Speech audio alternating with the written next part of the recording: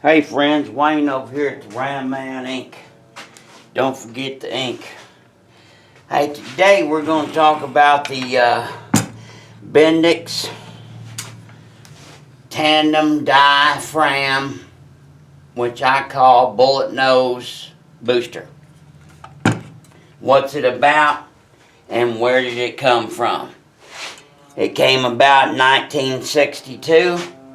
Chrysler turned in an order for, they wanted the biggest, baddest bench that could be built because they were going to drive an 1 inch and an 1/8 inch bore drum master cylinder for the Big O Imperial. This was basically a redesign of brakes in general. So there we go. This booster, it actually came with about 7 different rods. What determines a booster application? In general, it is the size and shape of the rod, all different sizes and shape, and the pattern and size and shape of the rear mounting bolts. This is a Hemi booster. Why? Because the dog leg right there, extremely unusual, and the 3/8 studs. The Tandem Bendix booster. Bendix like to use, this is a customer's Hemi. Bendix like to use the crimp design, which crimp these cases together. Midland Ross didn't. As a corporation, the Midland Ross, which Chrysler also used, Mopar, they often use just a band clamp holding them together. Yes, this is a customer's that he sent. Now, so in order to rebuild one of these, you got to figure out first of all how to get that all apart.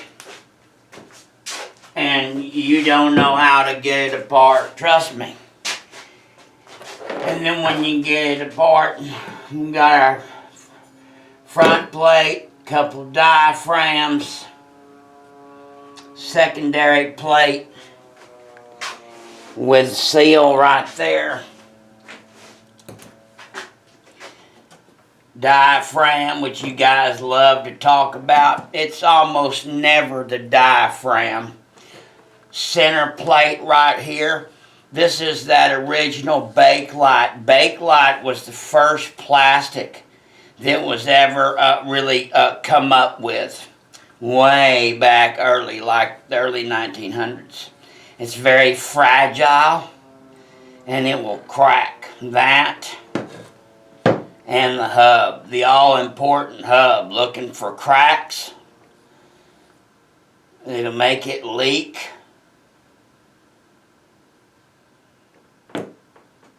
And the center plate, when they sit out for years, they'll get warped and you'll see them. They won't be quite round anymore. They get locked in the cases. This stuff's got to be able to move a little bit. So then we move on there. There we go. There's our booster rod, which goes in there, is captured here. And our center plate hub, which bolts onto right there through there. And most importantly, what most people don't understand is the hub and the poppet device.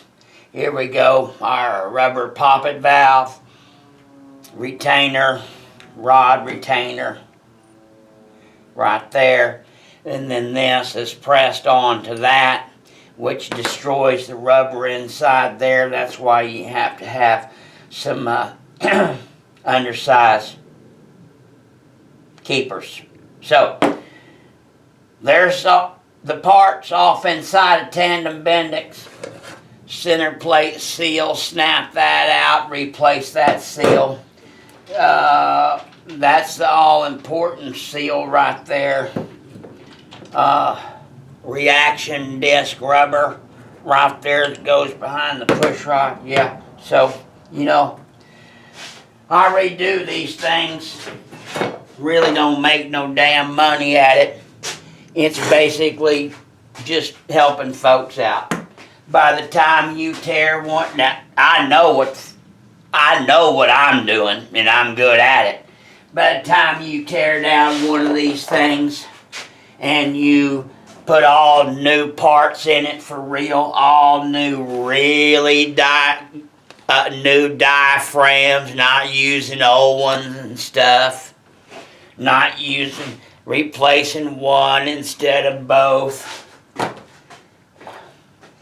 By the time you get all the right parts, rear can seal,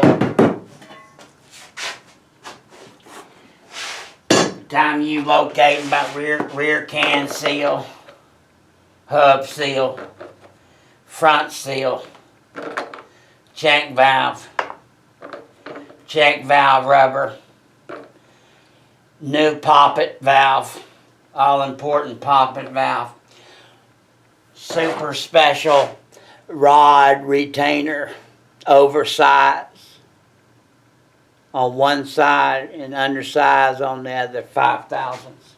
That's what holds your rod in. That's why you cannot change the rods on a Bendix booster without completely disassembling it. Basically. Sorta. Unless you know what you're doing.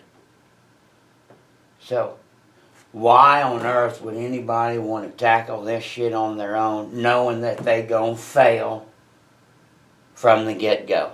God bless you, God bless America, and happy Moparing.